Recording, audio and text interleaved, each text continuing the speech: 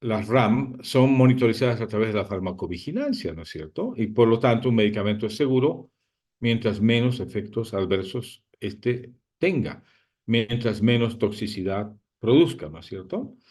Y aquí tenemos esta imagen que es bastante interesante, que, ¿no es cierto? El médico justifica un poco su accionar a veces cuando le dice, en algún momento yo le dije que este medicamento tenía efectos adversos, cuando en realidad la obligación es no buscarlo, sino prescribir medicamentos que tengan seguridad demostrada. ¿Listo?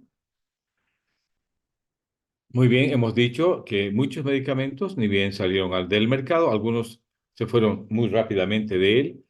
¿Por qué? Porque gran cantidad de efectos adversos posibilitaron esta realidad, ¿no? De que sean retirados del mercado.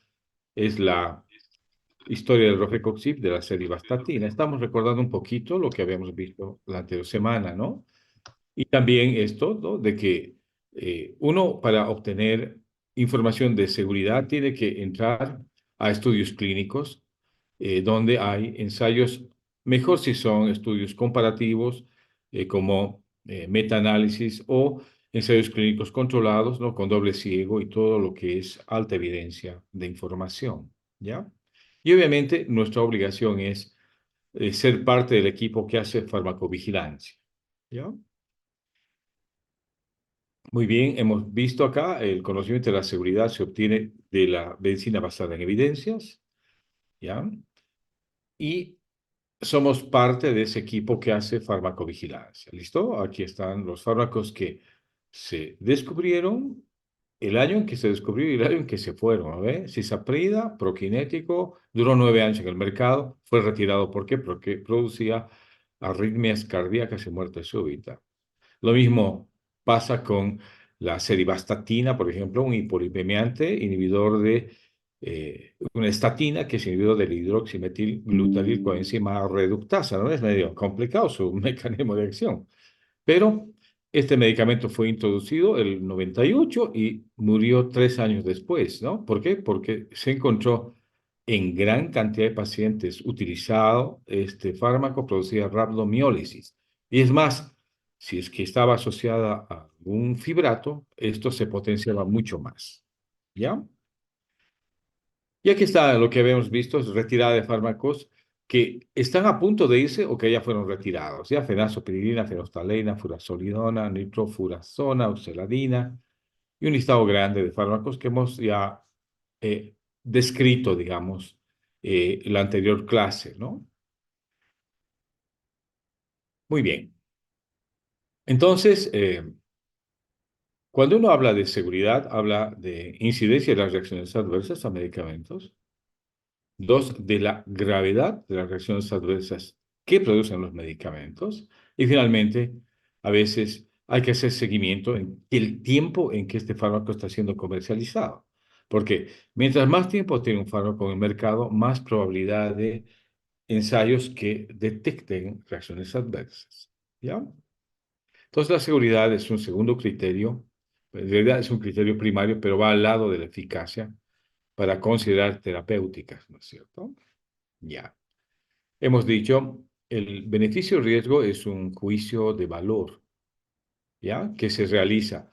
O sea, cada vez que utilizamos una terapéutica tenemos que ver el beneficio versus el riesgo. Si el beneficio supera el riesgo, obviamente ese fármaco es de elección. Pero si el riesgo supera el beneficio, este fármaco no es de elección, ¿ya? Obviamente, para esto hay que delimitar fronteras, digamos, ¿no? Y a veces lo difícil es encontrar una frontera entre lo aceptable y lo que no es aceptable. Y yo les digo, esto siempre lo vamos a encontrar en las bases de datos donde está la información científica. Ya tenemos que acostumbrarnos a utilizarlas. Ya, entonces, hasta acá los criterios primarios. Vamos a ver ahora los criterios de selección de medicamentos que son secundarios. ¿Ya? Y aquí entra a jugar la conveniencia. ¿Listo?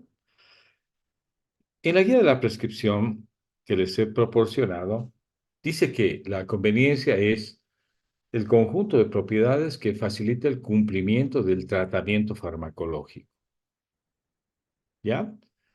Y tiene que ver con varios factores, ¿ya? Uno de ellos es pensar en el medicamento, sobre todo en cuanto a sus características de administración, presentación, disponibilidad, intervalo de dosificación y tiempo de duración del tratamiento, ¿ya? Y otras cosas que también influyen en la conveniencia es que el servicio de farmacia, ¿no? Tiene que ser la mano derecha, digamos, del médico para proporcionar el medicamento con criterio, ¿ya? Con criterio. En Bolivia se da una paradoja, y esto les explicaba a mis alumnos en práctica. La paradoja en Bolivia es de que acá se venden medicamentos a granel. Es decir, puedes comprarte vos, si quieres, 3 ciprofloxacinas más 2 tabletitas de un analgésico, que puede ser el ibuprofeno, y puedes volver a la farmacia si es que tú notas que te ha hecho bien el medicamento, es decir, la creencia. Y esto es solamente posible hacerlo en Bolivia. En ningún otro país te venden medicamentos a granel. En todos los países sí, se vende el medicamento en paquete, en tiempo y en eh, presentación completa, en caja.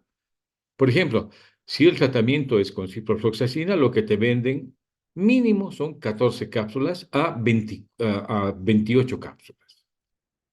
Pero no te venden unita, te venden el paquete completo, que es lo que el paciente debería tomar para completar un tratamiento. Es decir, aquí viene muy bien lo que es el servicio farmacéutico, ¿ya? Es decir, si has acordado con el paciente que va a tomar por vía oral un fármaco que es 2 o 3 veces al día y el tratamiento dura más o menos 1 o 2 semanas, entonces el servicio de farmacia tiene que coadyuvarte en el tema de que le dé al paciente, le dispense al paciente la totalidad del tratamiento y no ande fraccionando su tratamiento, ¿ya? Es sui generis lo que pasa acá. Y no ha cambiado y no va a cambiar tampoco, porque alguien vendió un paquete, después se le ocurrió vender la mitad del paquete y alguien después empezó a vender a granel y realmente las terapéuticas farmacológicas a veces son incompletas y eso se llama uso irracional de fármacos. Muy bien. Entonces, la conveniencia depende mucho del medicamento, depende del paciente y del servicio de farmacia, ¿no es cierto? Para que este tratamiento se lleve a cabo. ¿Ya? Eh, Miren, cuando hablamos de conveniencia, tenemos que también adecuar que el tratamiento esté adaptado a las condiciones particulares de cada paciente. ¿Ya? Los tratamientos prolongados y que se toman muy frecuentemente son los que menos adherencia del paciente tienen en cuanto a al cumplimiento de la terapéutica, ¿ya? Entonces, la conveniencia es lo que el médico considera en el momento de la prescripción para que se cumpla el tratamiento en un paciente en particular. ¿Listo? Entonces, ¿cuáles son las circunstancias que hay que considerar a la hora de hacer esto, de la adecuación o selección de un tratamiento para un paciente en particular? Primero, es ver qué factores o circunstancias están en el paciente, ¿ya? Que podrían en algún momento hacer que tú tengas que modificar un tratamiento. ¿Listo? Entonces, primero, ver si el medicamento no está contraindicado en el paciente. ¿Ya? Por ahí tiene insuficiencia hepática o una disfunción renal, no es aceptado el tratamiento. ¿Por qué? Porque puede el medicamento metabolizarse en algún sitio o en algún órgano que no está funcionando bien. Esto ya es una contraindicación. ¿Ya?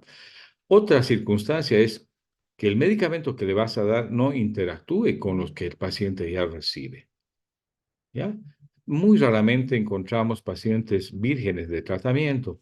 Generalmente ya vienen con problemas de larga data y ya cumplen con tratamientos de larga data. Y, por ejemplo, vienen a consultar por un problema Y además te dicen, cuando haces la historia clínica, doctor, me olvidé decirle de que yo tomo eh, metformina y además tomo un hipoglicemiante oral, ¿no es cierto?, como la glibenclamida, ¿ya? Doctor, y también me olvidaba decirle que tomo el Zolpidem como un inductor del sueño en la noche. Y también el médico reumatólogo me prescribió en algún momento prednisona y tomo prednisona. Y tú quieres plantear quizás un tratamiento que, ojo, puede interactuar con cualquiera de esos medicamentos. Entonces, hay que tener mucho cuidado con las interacciones. Por lo tanto, les digo, lo más digamos, indicado en estos casos para evitar esto está en que tú tienes que precisar bien el problema y definir muy bien la terapéutica en un paciente determinado para evitar esto, ¿no?, de las interacciones.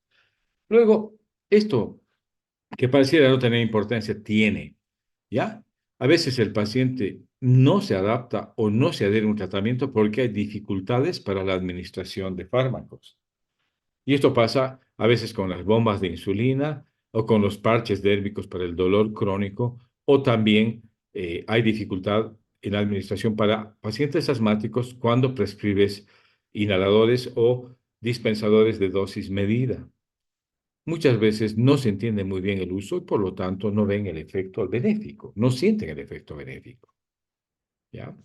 Otra circunstancia es, a veces hay que reducir la dosis de un fármaco, especialmente cuando hay dificultades en su eliminación, ¿no? Los insuficientes renales, que hay que hacer un cálculo del clearance de creatinina para ajustar la dosis, ¿ya? Lo que les había dicho antes, la insuficiencia renal o hepática puede en algún momento hacer que tú tengas que adaptar la terapéutica de acuerdo a las capacidades de eliminación de los fármacos o de metabolismo farmacológico. ¿Ya? Otra circunstancia es si la paciente está embarazada o está cursando un periodo de lactancia. ¿Ya? Entonces, esto hace que puedas tú ajustar o modificar la selección de tu medicamento P. ¿Ya? En cuanto a la conveniencia, también hay que ver eh, qué criterios influyen en la aceptabilidad de una terapéutica. ¿Ya? En general, la vía de administración es la vía oral, la universalmente aceptada, ¿no? Y la vía tópica. Son más resistidas la vía de administración intravenosa o intramuscular o subcutánea.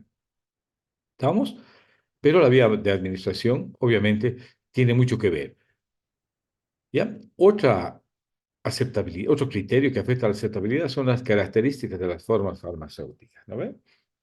Por ejemplo, si tú le das un doloneurobión a una paciente que tiene disfagia, por ahí no lo consume. El doloneurobión es un diclofenaco más complejo B y se da para dolor agudo, a veces, ¿no? Que se establece en articulaciones o postraumático, digamos, en algunos traumatismos o esguinces o luxaciones, ¿ya?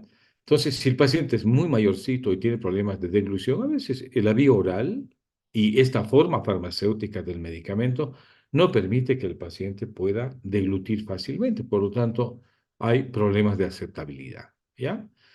Otra cosa es el intervalo de dosificación y el tiempo de tratamiento. Ambas cosas influyen. Los tratamientos mejor aceptados son aquellos que se lo toman una vez al día y mejor si se toma el, el- el lapso o el tiempo más breve posible. ¿Listo? ¿Ya? También esto influye, ¿ya? La aceptabilidad, las condiciones de almacenamiento, ¿no ves? Hay fármacos que tienen que seguir una cadena de frío y que dificulta mucho el manejo, especialmente en los pacientes insulinodependientes. ¿Estamos? Y también la aceptabilidad está influida también por la necesidad a veces de monitorización. Si son fármacos que no tienen un gran margen de seguridad, es decir, tienen una ventana terapéutica estrecha, a veces hay que hacer monitorización de la terapéutica, especialmente cuando el paciente es digitalizado o toma algunos fármacos como la teofilina, por ejemplo. Ya, la digital se toma en algunos casos cuando hay insuficiencia cardíaca y la teofilina y su variante aminofilina se administra cuando hay asma bronquial. Entonces, esto necesita una monitorización y de parámetros de control muy estrictos. Esto también influye en la aceptabilidad. ¿ya? Y aquí hay un dicho muy importante que está a la derecha de su diapositiva. Dice, cuando tú haces un proceso de selección de medicamentos, si tú tienes fármacos eficaces y seguros, obviamente tienes el medicamento ahí a la mano y a punto de ser prescrito, ¿ya? Pero cuando hay eficacia y seguridad demostrada, pero el paciente tiene alguna contraindicación en cuanto a su vía de administración, tiempo de uso, etcétera, quizás hay que buscar otro que tenga mayor probabilidad de que el paciente acepte. O quizás cambiar la vía de administración o cambiar la presentación. ¿No ve? Se degluten más fácilmente no las tabletas, sino las cápsulas de, o comprimidos de centro líquido. O mejor si cambia la vía de administración de una vía oral a una vía sublingual, por ejemplo. Entonces, este balance eficacia-seguridad puede verse afectado en algún momento cuando no hay aceptabilidad de parte del paciente. ¿Ya? Pero siempre es la guía terapéutica, son criterios mayores, por lo tanto, debemos guiarnos siempre por estos criterios mayores, ¿ya? El fármaco mejor posicionado es el fármaco más eficaz y que ha demostrado mayor seguridad. ¿Ya? Entonces, fíjate, los campeones de la terapéutica son la eficacia y la seguridad. En algún caso, cuando hay fármacos que son muy similares en eficacia y seguridad, puedes encontrar en los criterios secundarios, quizás, qué favorecería la elección, ¿no? La conveniencia y el costo, ¿ya? Entonces, ahí recién entran a entrar en escena para definir una terapéutica. Pero siempre, en primer lugar, pon eficacia y seguridad al momento de hacer tratamientos farmacológicos. Muy bien. Miren, ¿cómo se evalúa la conveniencia? ¿Cuáles son las fuentes de información de la conveniencia? También están, fíjense, los estudios, las fichas técnicas, las informaciones de estudios de adherencia que están también en la web y las encuestas de preferencia que se hace a los pacientes, ¿no ve? Por ejemplo, les digo, una encuesta reveló que las cápsulas rojas son más aceptadas que el otro tipo de color de cápsulas. Mira vos. Interesante. ¿No ve? Ahora, otro estudio ha demostrado que las monodosis son mejor aceptadas que las múltiples tomas durante el día. ¿Ya? Otra, eh, digamos, encuesta demuestra de que las cápsulas sublinguales son mejor aceptadas que todas las otras vías alternativas que se tienen para la administración de fármacos. ¿Ya? Pero eso también se obtiene de fuentes de información, ¿ya? Y aquí están, ¿ya? Los lugares donde puedes encontrar fichas técnicas o características del producto, estudios sobre esto, información de laboratorio, estudios de preferencia del paciente, estudios de adherencia, ¿ya? Entonces, así se obtiene datos de la conveniencia, ¿ya? Y además, otra cosa, no te olvides que esto de la conveniencia se puede evaluar también, además de encontrar fuentes de información en el manejo e individualizando la farmacoterapia con el paciente. ¿Estamos? Y se puede convenir con el paciente el manejo de un tratamiento por una vía, por un tiempo, con un intervalo de dosificación. ¿Ya? Hay dos ambientes en los que nos manejamos los médicos, ¿ya? Una cosa es el medio hospitalario y otra cosa es el medio ambulatorio, ¿ya? Esto te dice, el tratamiento lo hace usted en el medio ambulatorio, entonces hay que verificar que el paciente esté de acuerdo con la terapia. En cambio, cuando hablas de un medio hospitalario, en general esto, le guste o no al paciente, es la vía parenteral, la primera vía que se utiliza, y generalmente la administración de fármacos es por parte de enfermería. Y a veces aquí sí hay que explicar al paciente que hay que utilizar la vía intravenosa y que hay que administrar los fármacos con cierto intervalo de dosificación y además, poca importancia si se adhiere o no, porque es un tratamiento que se le hace por necesidad, por la gravedad de su situación de salud, ¿no ve? Entonces, aquí está muy de cerca y es posible que hayan interacciones porque se utilizan vías como la intravenosa, a veces se utilizan varios fármacos, pero está monitorizado y está bajo estricto control de enfermería. Por lo tanto, las interacciones tienen menor relevancia porque si hay un esquema de tratamiento, el paciente tiene que seguirlo hasta encontrarse en mejor condición. En cambio, en el medio ambulatorio es un poco más difícil, ¿ya? De ver esto de la conveniencia y de la adherencia del paciente al tratamiento, ¿ya?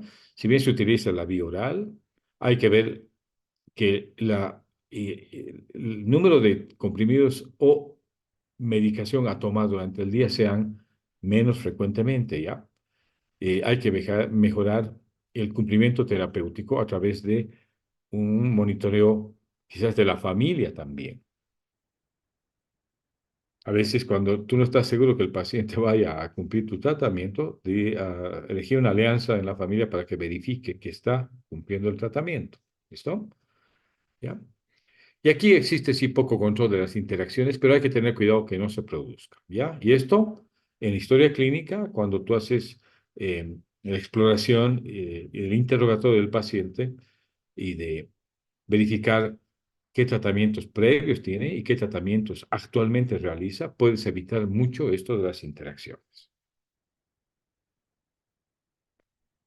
Bien, ¿cuál es la situación ideal, digamos? Que hemos dicho, la eficacia y la seguridad son criterios primarios. Sería que el fármaco sea también conveniente y cueste menos, ¿no ve? Entonces, esa es la situación ideal, pero no siempre encontramos la situación ideal. Entonces, lo que hay que hacer es adecuar. ¿Listo? Si bien hay eficacia y seguridad demostrada, hay que adecuar, ¿no?, la terapéutica elegida para el paciente de acuerdo a las condiciones que demanda el paciente. ¿Ya? Entonces, hay que explicarle el beneficio y hay que explicarle la probabilidad de efectos adversos. Y sobre todo, decirle de que el beneficio, o sea, la eficacia y la seguridad de ese tratamiento está garantizada. ¿No ve? Y de que necesitamos que se adhiera el tratamiento, aunque cueste un poquito más, pero que se adhiera al tratamiento para estar mejor. Y finalmente, el costo, ¿ya? Estos son criterios secundarios. Y en nuestros países, ¿no? Eh, a veces es decisivo el costo de los medicamentos, ¿no ve? Claro, es más barato, es más factible, está accesible un tratamiento si es que tiene menor costo a gran cantidad de población. Pero nosotros no tenemos que pensar que esto sea prioritario, ¿me entienden? Es importante, pero está de acuerdo a los criterios de selección en último lugar. ¿Ya? Lo que quiere decir de que pensemos primero en los tres de arriba antes que en el de abajo, ¿no ve? Aunque cuando hablamos de manejo de poblaciones muy grandes, el costo puede ser decisivo, ¿no ve? Por ejemplo, pedimos como requerimiento un seguro. Doctor, ¿qué necesita este año? Usted que es cirujano. Yo hago mi listado de medicamentos y pido que me den la posibilidad de tener analgésicos digamos, comunes, luego analgésicos opioides y me den analgésicos potentes, ¿me entienden? Eh, pero me dicen, el costo, doctor, no permite, tiene que manejarse solamente con los analgésicos comunes, es decir, metamisol y paracetamol, y en algún caso que otro quizás pueda ser un AINE. Yo le digo, el día que lo opere, usted me va a dar la razón de que yo necesito a veces de medicamentos mucho más fuertes para controlar el dolor postoperatorio. Entonces, el día que yo lo opere, vamos a charlar, ¿no ve? Y si usted me pide algo que no hay, le voy a decir, aguántese, porque hasta acá llega la analgesia en el seguro. Entonces, yo les digo a veces, esto no es decisivo cuando pensamos en uso racional, ¿ya? El costo del tratamiento es un criterio importante, obviamente. Tanto en países ricos como pobres es un criterio a considerar. ¿Listo? Pero después de los tres primeros. ¿Ya? Algunos estudios de costo o farmacoeconomía han visto de que, por ejemplo, en algunos medicamentos con eficacia comparable y seguridad comparable, ¿ya? quizás había que elegir el de menor costo. Y tienen razón. ¿Estamos? Entonces hay que verificar esto. Por ejemplo, esto es lo que está pasando con el omeprazol, lansoprazol, rabeprazol, pantoprazol, lansoprazol y deslansoprazol. ¿Ya? Eh, Han aparecido moléculas más sí, modificadas con distinta vida media, pero igual que tienen una base que son inhibidores de la bomba de protones. Todos inhibidores. Y hay estudios que dicen que el omeprazol es comparable a cualquier otra molécula en eficacia terapéutica y en seguridad. Entonces, ¿qué debemos prescribir? Omeprazol no más, porque es mucho más económico y tiene igual eficacia y seguridad. Los otros son de mayor costo. ¿Ya? Entonces, aquí está una evaluación económica donde se hace, se incluye, ¿no ve? La farmacoeconomía en el posicionamiento terapéutico, ¿no ve? Entonces, algunos dicen, es mejor, es más fácil considerar fármacos para proveer a seguros, especialmente los de menor costo, pero sin poner en riesgo la eficacia y la seguridad. ¿Ya? Ahora, cuando hablamos de costo del tratamiento, no se evalúa el costo tableta o el costo ampolla, se evalúa el costo total del tratamiento, ¿ya? En Bolivia es muy difícil de hacer esto, ¿ya? Pero hay que intentarlo. Ya te digo, porque aquí la venta a granel es la que manda. En cambio, la venta de tratamientos completos en otros países es una realidad y en realidad estás obligado. ¿Ya? Les comento, fuimos a un congreso, tres cirujanos en Argentina, ¿ya? La primera noche en la llegada comimos muy pesado y uno de los cirujanos se puso mal y estaba con un ataque de vesícula biliar. O sea, tenía un cólico biliar muy intenso. Era la 1 de la mañana y yo salí a buscar en Buenos Aires una farmacia que me pudiera vender un antiespasmódico. Llegué a la farmacia y le dije, por favor, necesito un Viadil compuesto, ampollas. Me dijo, sí tengo, cómo no, y me pasó la caja. La caja tiene 5 ampollas. Y le digo, tengo que comprar las 5, sí, si no, no se lleva nada. Entonces tuve que comprar las 5 ampollas. ¿Ah? Volví con 5 jeringas, ¿ah? Y volví al hotel, le puse le administré el antiespasmódico vía intravenosa. Felizmente calmó la tormenta, estuvo mejor al día siguiente, aunque se quedó en reposo, en observación, porque ese paciente era quirúrgico hasta que se demuestre lo contrario. El cólico biliar está ocasionado porque se enclava un cálculo ahí en el bacinete y esto obstruye el vaciamiento de la bilis y esto es tortura hasta que uno opera, a veces no se resuelve. Pero se resolvió, ¿no ve? Entonces les digo, esa es lo que hay que ver, el costo total del tratamiento para ver y considerar, es decir, si los fármacos de igual eficacia y seguridad pueden competir entre ellos cuando el costo de uno de ellos favorece, digamos, la adquisición, ¿ya? Entonces, eh, para fármacos equivalentes en criterios primarios, el costo es quizás y la conveniencia son criterios que pueden definir la inclinación hacia una u otra formulación. ¿Ya? El criterio para hacer buen uso de fármacos es ser eficiente, no es ahorrar. ¿Listo?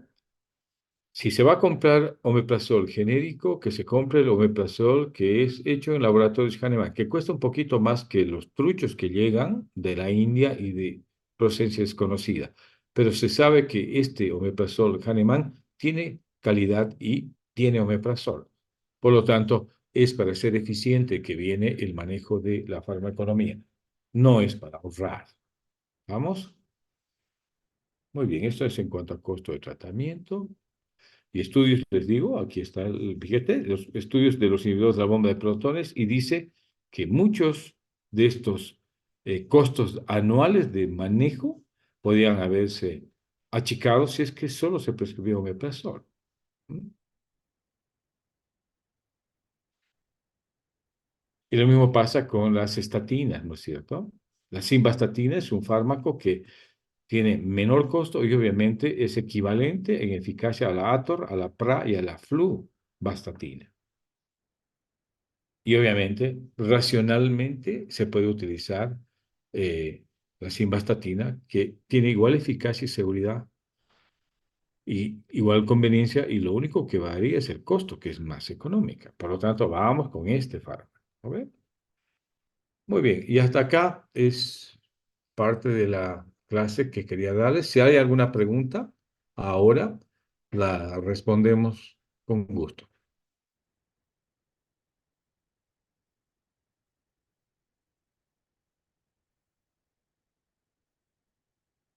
¿Están todavía por ahí? ¿Sí? Sí, doctor. Muy Sí, bien, doctor. perfecto. Entonces, si no hay preguntas, seguimos, ¿ah? Este es en lo que respecta a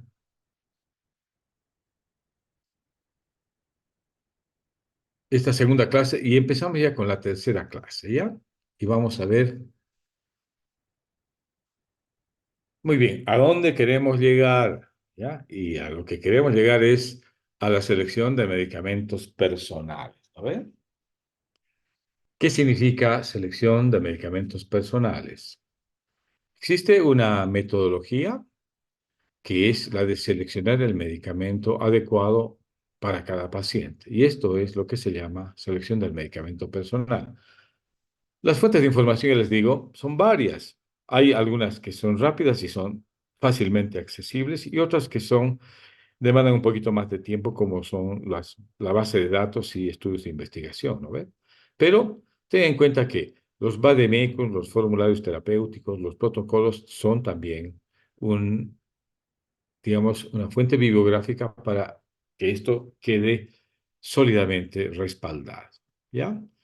Entonces, lo que tenemos que aprender nosotros cuando ejercemos la profesión es a tener siempre la capacidad de analizar críticamente todo lo que está al alcance y está al alcance del médico y es información para tomar decisiones en terapéutica.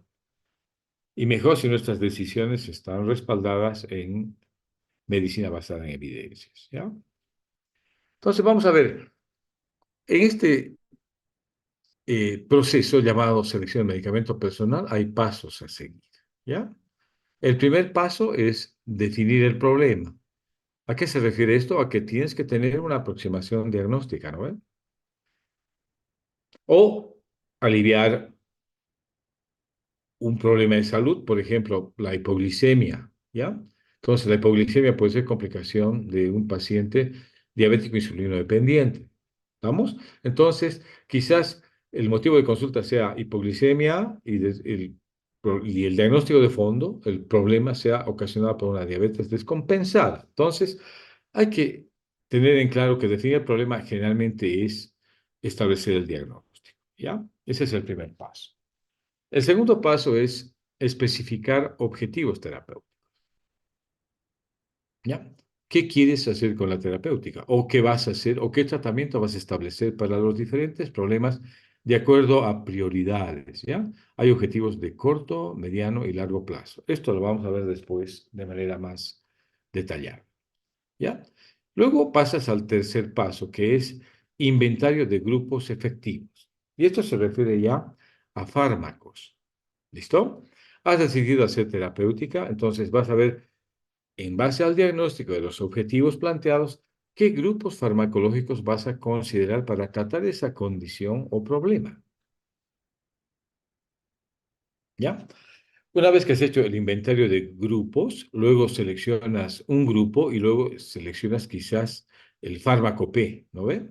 Entonces, el paso 3, 4 y 5 tienen que ver estrictamente con selección de grupos de medicamentos, selección de un grupo de ese grupo de medicamentos y finalmente seleccionar el fármaco P, considerando siempre la eficacia, la seguridad como criterios primarios y como criterios secundarios la conveniencia y el costo. ¿Ya? Y finalmente, ¿dónde termina la selección de medicamentos personales? En la introducción de toda esta información a tu formulario terapéutico personal. Muy bien. Entonces, ¿dónde encontramos estos criterios volvemos a tocarlos, ¿no es cierto? Entonces, hay varias herramientas que te permiten eh, comparar eficacia, seguridad, sobre todo, y después conveniencia y costo, ¿ya? Y estas herramientas se llaman hojas AUMA, son hojas de análisis utilitario multiatributo, ¿ya? Esta es una herramienta que te permite sistematizar y evaluar en valor porcentual quizás el valor en eficacia, en seguridad, inconveniencia y en costo que tienen los fármacos seleccionados, digamos, ¿no? ¿Estamos? Entonces, en tu hojita pones, he definido el problema, he especificado mis objetivos terapéuticos y tengo que hacer mi inventario de fármacos efectivos, ¿no ves?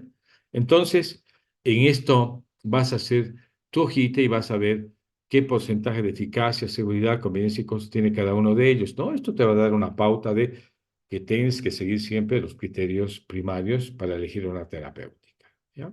Entonces, ahora vamos a ver con detalle todos los pasos explicando bien qué implica cada uno de ellos, ¿ya? Hemos dicho, paso uno en la selección de medicamentos personales es definir el problema. Entonces, ¿a qué se refiere esto? Es que seleccionar un tratamiento para un problema de salud diagnosticado o para una patología, que puede ser una neumonía, puede ser una gastroenteritis infecciosa, puede ser una gripe, pero tiene que estar bien definido tu problema, ¿ya? Y para esto, quizás la clínica solamente no alcance. Quizás tengas que apelar a estudios de laboratorio o estudios de gabinete para definir bien el problema. Y no te quedes corto, ¿ah? Agota todas las instancias que tienes como auxiliares de diagnóstico para definir bien tu problema, ¿ya? Ahora, en algún caso, el paciente viene por repetir el tratamiento, ¿no es cierto? A veces hay pacientes que reciben tratamientos crónicos y vienen lo único que vienen a veces es para que le des otro lote de medicamentos en prescripción. No, yo soy hipertenso, vengo siempre, doctor, pero se me ha acabado mis fármacos. Entonces necesito, yo creo un nuevo lote. Tú le haces su evaluación y si efectivamente necesita, le prescribes. A veces ese es el motivo de consulta. Entonces hay que también tener en cuenta que puede ser el paciente, puede venir de esa manera a pedir una consulta o venir a consultar con el médico. ¿Ya? Entonces, este primer paso es esencial porque si te equivocas en este paso, los que vienen resultan ser un desastre. ¿No ve? Ahora, para definir bien el problema, ¿qué criterios tenemos que seguir? Primero, la clínica, a partir de un estudio de los hallazgos clínicos del examen, del interrogatorio, del examen físico. ¿Ya? Y aquí entra a jugar un rol muy importante la fisiopatología, ¿no?, de la enfermedad. A veces esto te permite una aproximación diagnóstica muy, muy certera. ¿Listo? El segundo paso, ¿cuál es? Hay que especificar objetivos terapéuticos. Entonces, ¿qué se quiere conseguir con un tratamiento farmacológico? Eso es lo que quieres tú establecer, ¿no? Entonces, eh, hay que ver objetivos a corto plazo, a mediano plazo y a largo plazo. Y aquí les pongo un ejemplo, ¿ya? Paciente que se interna con una crisis asmática severa, ¿ya? Ingresa por el servicio de emergencias. Es un paciente joven, no hace tratamiento muy regular. Tú le haces el diagnóstico, es una crisis asmática. Ese es tu primer paso, ya está logrado. ¿Ya? O defines el problema, una crisis asmática. Y cuando planteas objetivos terapéuticos, tienes que evaluar las prioridades que tiene ese paciente. ¿Ya? ¿Cuál será la primera prioridad? Es revertir la crisis, ¿no? O sea, objetivo número uno, controlar la crisis asmática. ¿Cuál será el objetivo dos? Ese paciente es asmático ya de larga data. Por lo tanto, hay que establecer una terapéutica para evitar que vuelva a ser crisis asmática, ¿no es cierto? Y eso es establecer un plan terapéutico de mantenimiento. Ese es tu segundo objetivo. ¿Y cuál será tu tercer objetivo? Quizás a la larga, con un buen tratamiento, evitar complicaciones. Entonces, así es como especificas tus objetivos de corto, mediano y largo plazo. ¿ya? Y esos objetivos tienes que tener en cuenta que deben ser específicos, medibles y alcanzables con límite de tiempo.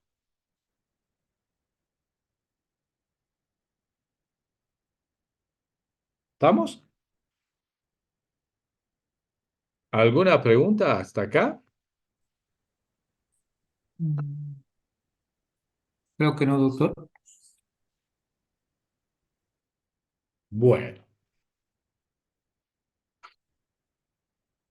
una vez que has hecho tus objetivos, en base a esos objetivos tienes que hacer la selección de medicamentos personales, ¿ah? O sea, el tercer paso es inventario de grupos de fármacos efectivos. Entonces, ¿qué pondré yo en mi inventario? ¿No ve? Si tengo tres objetivos en el asma, ya les he mostrado cuáles son. Uno, utilizar fármacos para la crisis asmática. Dos, elegir fármacos que me mantengan al paciente estable. Quizás hable de otro grupo de fármacos que pueden ser, por ejemplo, los metilsantínicos o quizás los antimuscarínicos. ¿No ve? Es otro grupo. Y finalmente, el tercer grupo, ¿cuál será? Quizás pueda ser estabilizadores de membrana o anticuerpos monoclonales. Entonces, hay que establecer siempre, en base a los objetivos, el inventario de fármacos. Y aquí pueden entrar tres grupos de fármacos, cuatro grupos de fármacos, en fin, pero todos siempre con eficacia demostrada y con seguridad también demostrada. ¿Ya? En los vademecums existen miles de fármacos, pero solo 70 grupos farmacológicos, ¿sabes? De los cuales tú tienes que elegir algunos en base a tus objetivos terapéuticos. Este es el tercer paso, ¿ya? Luego de hacer tu inventario de grupos farmacológicos, antes, ¿cuáles son las fuentes de información para identificar grupos de fármacos eficaces? No te olvides que acá la eficacia y la seguridad cuentan, ¿güey? Entonces, la primera fuente de información rápida son los formularios y recomendaciones terapéuticas, ¿ya? Que existen en los hospitales o a nivel nacional a través de guías clínicas, ¿ya? Pero si esto no existiera, hay que consultar directrices internacionales o protocolos internacionales. ¿Estamos? Entonces, es la primera fuente. Y la otra fuente de información para ver eficacia de grupos farmacológicos eficaces es un buen vademecum o un buen manual de farmacología, ¿ya? Que te resalten la eficacia y la seguridad de los fármacos que estás considerando. En la mayoría de los casos, fíjate, dice, solo se encontrará dos a cuatro grupos eficaces, y eso es cierto en la mayor parte de casos. Hay hasta cuatro grupos máximo que se consideran que son los fármacos con eficacia y seguridad demostrada. Ya una vez que has hecho tu inventario de fármacos, hay que elegir un grupo efectivo. De esos grupos elegidos puede haber uno que sí tenga mayor eficacia, mayor seguridad y conveniencia y además se adecue muy bien a tus objetivos terapéuticos. ¿Estamos? Entonces, aquí vienen las hojas utilitarias multiatributo que les dije, las hojas SAOMA, que te ayuden a clasificar los grupos elegidos y verificar su eficacia, seguridad, conveniencia, ¿no ves? Y obviamente esto te ayuda a puntuar y de acuerdo a esto, el fármaco más eficaz y más seguro será el elegido, obviamente. ¿Estamos? Entonces, esas hojas AOMA, que son análisis utilitario multiatributo, te permite comparar grupos de acuerdo a eficacia y seguridad. ¿Listo?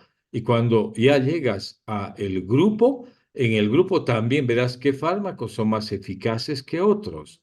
Y cuando ya selecciones el medicamento P, verás que el fármaco que has elegido tenga ventaja en eficacia, seguridad y conveniencia comparado a los del resto de su grupo, ¿no ve? Entonces, ese es el medicamento P. El medicamento P es el fármaco o el conjunto de fármacos elegidos para tratar una condición determinada. ¿Ya? Ahora, como te digo, este es un procedimiento, un proceso de selección que te lleva al uso racional de fármacos. ¿ya? Entonces, los criterios primarios son los que definen gran parte de tu medicamento P. ¿Listo? Pero lo que tienes que garantizar también es la conveniencia o la adhesión del paciente al tratamiento y mejor si esto coincide con un menor costo, ¿no ve? Sería quizás el procedimiento o el fármaco P o el medicamento P ideal, ¿no ve? ¿Estamos? ¿Ya? Aquí está la selección del medicamento personal, donde se ve, como te digo, eficacia, seguridad, conveniencia y costo, y los estudios de posicionamiento que avalan todo lo que está descrito aquí en el encabezado. ¿Listo? Entonces, cuando eliges el medicamento P, tienes que pensar en tres posibilidades, ¿ya?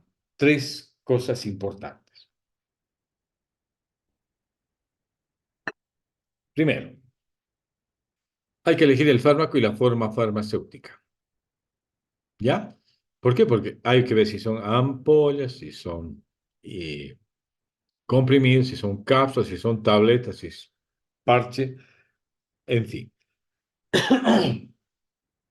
Elegir la forma farmacéutica y obviamente y ver la pauta de administración, ¿ah? Es decir, hay que tener en cuenta que los fármacos más frecuentemente administrados tienen más resistencia por parte del paciente a cumplir la terapéutica. Entonces, hay que ver la pauta de administración. Mejor si son monodosis o 2 veces al día como máximo, digamos. ¿Ya? Ahora, otra cosa, el costo del tratamiento se debe considerar también cuando eficacia y seguridad son casi las mismas, la conveniencia es también más o menos igual y finalmente el costo apoya más, está más a favor de un fármaco que otro. Entonces, en ese caso sí hay que evaluar costos o considerar el costo del tratamiento. ¿Ya? Ahora, este costo está referido generalmente a medicamentos genéricos, ¿ya? Existen en el mercado, en Bolivia, medicamentos genéricos que son de procedencia dudosa, de procedencia garantizada, que son, que tienen que ser de control de calidad, y obviamente los de nombre comercial que son, por ende, más costosos. ¿Por qué? Porque todavía están bajo la protección patentaria y tienen más costo, ¿ya? Entonces, si tú eliges genéricos y sabemos de que estos son más baratos, elegí aquellos que tengan calidad garantizada, ¿ya? Es decir, tengan el sello de control de calidad. En nuestros países, como les digo, es complicado. Existe mucho contrabando, existen medicamentos de procedencia dudosa, existen medicamentos que vienen de Pakistán y de la India, que no sabes si tienen o no el miligramaje que deberían tener, o si tienen o no principio activo, y vienen de nuestros países amigos, ya les he dicho, tenemos un vecindario medio complicado, ¿no ve? Paraguay y Perú son dos vecindarios complicados, dos países donde en Ciudad del Este se fabrican medicamentos truchos y Perú en Juliaca, donde se fabrican también productos truchos. Estos a veces llegan al país por vía de contrabando e ingresan a las farmacias como fármacos baratísimos, ¿no ve? El omeprazol de 50 centavos está ahí en una capsulita, y quién sabe si está el omeprazol o solamente es azúcar impalpable, ¿no? Uno nunca sabe. ¿Estamos?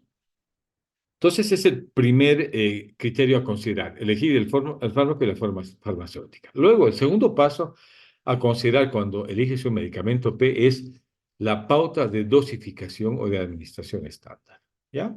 Esto a veces es decisivo, les digo, los pacientes aceptan mejor mientras más largo o más prolongado sea el intervalo de dosificación, ¿ya? Entonces, hay que ver si se administran dosis promedio o hay que hacer un ajuste de dosificación de acuerdo a variantes dependiendo del paciente. ¿Ya? Entonces, yo les digo, esto nos demuestra que casi siempre estamos obligados a individualizar la farmacoterapia. Porque, les digo, por las características de cada paciente, tenemos que ver muchas variantes y no en todo se ajusta la misma dosis promedio o pautas de administración promedio.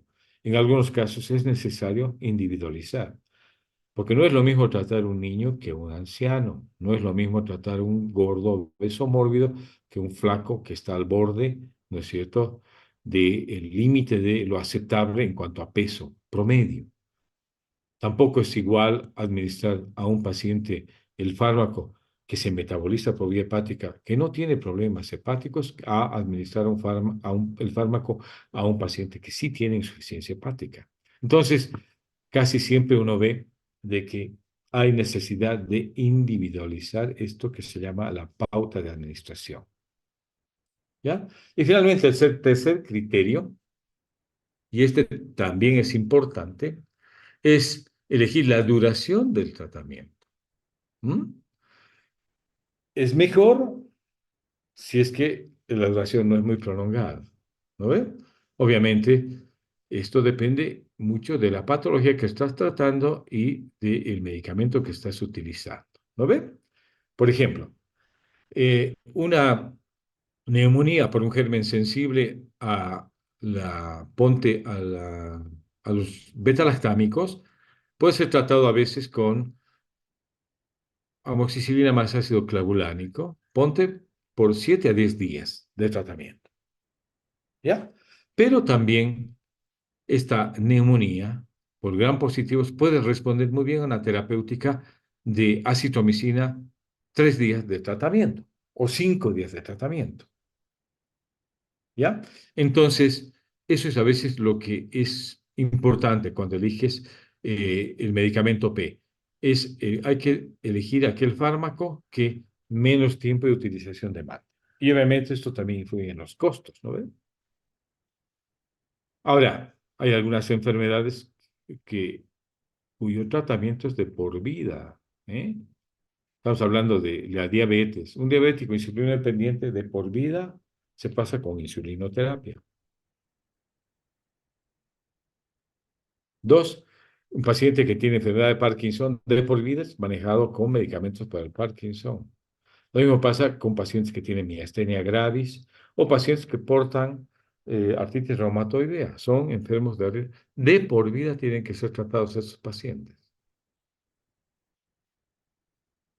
¿Ya? Entonces hay que sacar algunas conclusiones, ¿ya? Hay muchos fármacos eficaces, hay muchos fármacos seguros, y cuando hay más o menos equivalencia en estos criterios, ¿qué elegimos? Uno, cuando hay dos o más fármacos que están más o menos similares en eficacia y seguridad, ¿a quiénes debemos preferir? ¿Ya? Esto es también un criterio de selección importante. Uno, a los que han sido investigados con mayor detalle. Primera condición, o sea, tenga más ensayos clínicos que respalden su uso. Dos, a los que tienen propiedades farmacocinéticas obviamente favorables. Y finalmente, los que son fabricados en laboratorios fiables. ¿Ya? Estos son criterios muy importantes a ser considerados. ¿No? Les comenté, hay cefotaxima sódica, que es una cefalosporina de tercera generación, un fármaco que viene así genérico y que cuesta mucho más barato que un medicamento de marca. Ahora, si tú me dices, doctor, ¿qué utilizamos? Yo le hablo al paciente, le digo, utilizaremos el que viene del laboratorio más fiable, porque sabemos que ese sí tiene control de calidad y tiene el principio activo y tiene lo que debería tener. Entonces, estamos seguros de que no nos va a fallar el fármaco, ¿no es cierto? Y que vamos a tener éxito terapéutico. Y finalmente, el sexto paso, que incluye o que involucra el sexto paso, es llegar a la introducción de toda la información obtenida después de haber hecho la selección del medicamento P, introducir la información en tu formulario terapéutico personal. Porque generalmente los especialistas hacemos nuestro formulario terapéutico personal en base a nuestra experiencia ganada a lo largo del tiempo, ¿no ves? Entonces, hay que introducir toda la información en este formulario, que es una especie de ayuda a memoria también en algún momento, ¿ya? Ahora, ¿cómo se llega a estructurar este formulario terapéutico personal? ¿Estamos? Esto demanda, te digo, a veces ser prolijo y ser también metódico. ¿Listo? Primero, la indicación o el diagnóstico de tu paciente. ¿Listo? ¿Ya? ¿Y qué fármaco elegiste? ¿Estamos? Luego viene cuál es el nombre genérico del fármaco que has utilizado y el grupo al que pertenece. ¿Ya? ¿Y cuál es el objetivo terapéutico a ser alcanzado? ¿Listo?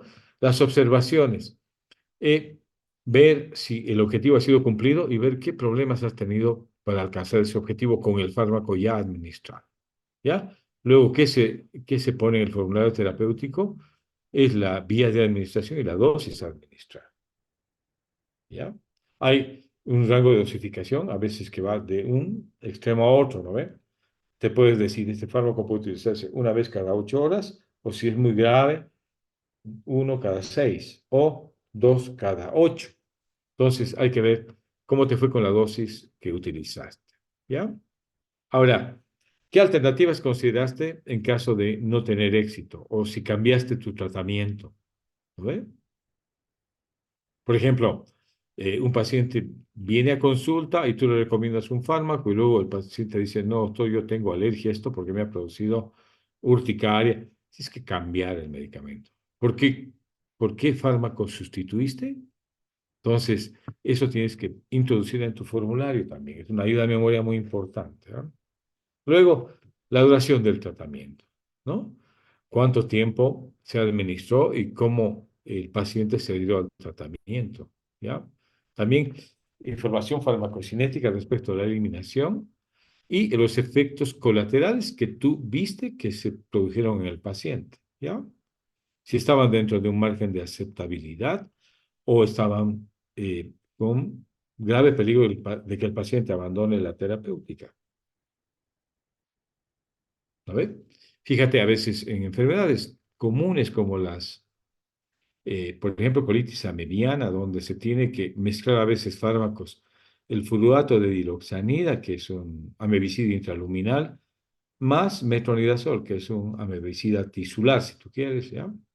A veces tienes que utilizar los dos, porque si quieres tratar integral y bien al paciente, bueno, tienes que utilizar los dos. Pero a veces esto de utilizar el metronidazol con el furato de hidroxanida puede darte una serie de efectos que a veces son desagradables y hace que el paciente abandone la terapéutica. Entonces, en caso de haber estos efectos colaterales, muy seguidos puedes tú también reportarlos. ¿Ah? ¿Qué efectos se han producido? Sabor metálico, sensación de náusea permanente, dolor de cabeza, ¿m? Sensación de mareo, diarreas medicamentosas, en fin, ¿ya? Luego ver si hubo o no interacciones, ¿ya? Con algún compuesto que utilizaba el paciente previamente. Y finalmente, esto sí es importante, ¿ya? Ver con qué nombres están llegando el mismo fármaco que has utilizado, ¿ya? Si tiene nombres comerciales diferentes, incluirlos, o si hay genéricos de buena calidad, también mencionarlos. ¿Listo? Esta es la estructura de este formulario llamado terapéutico personal. ¿Estamos? Muy bien, abrimos el espacio para preguntas, dudas o comentarios. Doctor, buenas noches. Eh, Cuando se atiende a un paciente, una vez que se hace la historia clínica y al momento de darle lo que es el tratamiento, en todos debe estar este formulario, doctor. No, no, eso es algo que te recomendamos a través de la práctica médica que lo vayas haciendo tú, porque te va a permitir usar racionalmente el fármaco, ¿listo? Y te va a ayudar a generar tu propia base de datos en cuanto a tu experiencia personal para que tú en algún momento puedas consultar tu formulario terapéutico personal y ver si puedes eh, utilizar esto como base para toma de decisiones en terapéutica en otro paciente. ¿Ya? Como te digo, es una práctica que aconsejamos hacer, que el médico se acostumbre a anotar lo que prescribe y a tener una base de datos de lo que prescribe. ¿Estamos? Está bien, doctor. Muy bien. Este nuevo formulario implicaría más tiempo. Por ejemplo, que yo sepa, la OMS recomienda que la atención de cada, por hora, perdón, la atención por hora debe ser 4 pacientes, cada 15 minutos por paciente. Y al hacer esto, que me parece muy ideal para llevar con lo que usted dice, idealmente, eh, no nos alcanzaría el tiempo, ¿no? Pero no lo hagas en la consulta. La consulta médica es consulta médica.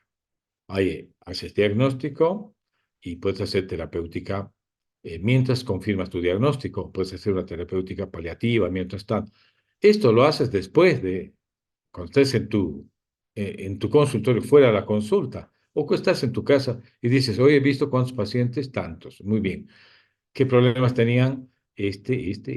Ya, a este que le di, ya empiezas a hacer tu formulario terapéutico. Fuera de la consulta, no lo hagas nunca, no te va a alcanzar el tiempo. De tal manera que tú tengas como una especie de qué hice hoy día y qué mediqué hoy día, ¿me entiendes? Y tengas por fechas y tengas bien ordenadita esta tu información. Pero hazla después, no la hagas en el consultorio. El paciente va a perder, o sea, le vas a quitar mucho tiempo a lo que es el diagnóstico y la terapéutica establecida ahí en la consulta. No hagas eso en el consultorio o en la consulta. Hazlo después en tu base de datos personal. ¿Listo? Está bien, doctor, gracias. Muy bien. ¿Alguna otra pregunta? Doctor, una pregunta en Sí, relación a los laboratorios. sí. ¿Por qué a veces ciertos fármacos, digamos, es más efectivo en un laboratorio y en otro no? Ya, esto te lo tiene que decir la práctica y la evidencia también, ¿no? Es decir, si la evidencia muestra de que hay eh, laboratorios que han producido fármacos que no tienen efecto, obviamente hay que tener mucho cuidado de no utilizar esos fármacos. ¿Por qué? Porque pueden tener hasta problemas de, como te digo, de fabricación y de principio activo de miligramaje necesario. Yo te digo, hay un estudio que se ha hecho en la Argentina de medicamentos genéricos que llegan por vía contrabando. También llega a las fronteras a la Argentina. Y se ha visto de que el 80% de los medicamentos que llega como contrabando en la Argentina y se venden así, más de la mitad no tienen nada, ningún principio activo. Un 20 o 30% tienen la mitad de la dosis que debería tener. Entonces, no vale la pena y considerar el uso de ese compuesto con origen dudoso, ¿no ve? Ahora, hay laboratorios que tienen quizás eh, presentaciones que tienen mejor y más rápida acción, ¿ya? Por ejemplo, y esto lo vamos a ver cuando veamos y vean con el doctor Zavala, farmacodinámica y farmacocinética, ¿listo? Por ejemplo, las cápsulas duras o tabletas duras de un fármaco, pónganse, vamos a ver, digamos, un analgésico que es el ketorolaco, ¿ya? El ketorolaco, cuando viene en tableta y tiene que ser digerida y deglutida y tiene que ser absorbida en el tubo digestivo, ¿no ve? Porque es un fármaco que es por vía oral, puede demorar en tener efecto analgésico y antiinflamatorio si le damos el mismo ketorolaco por vía sublingual y cápsula centro líquido. O puede ser también muy rápida la absorción y más rápida el alivio del dolor cuando le damos tabletas sublinguales altamente liposolubles. ¿Estamos? Entonces hay que ver mucho la forma y la presentación también. Esto puede hacer variar la eficacia. Y de repente tú le preguntas al paciente, oiga, ¿cómo se siente? No, no, sí, más o menos me calma el dolor, pero tengo que esperar mucho tiempo, ¿no ve? Con el comprimido oral.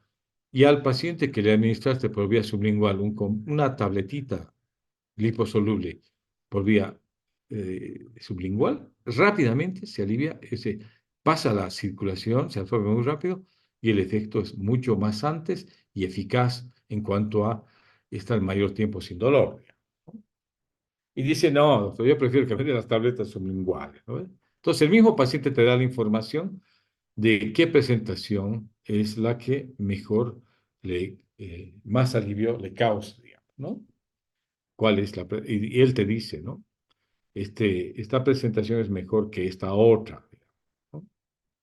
Por ejemplo, yo cuando administro, por ejemplo, el metronidazol, prefiero las cápsulas que vienen con centro líquido. Estas son las que son mejor toleradas.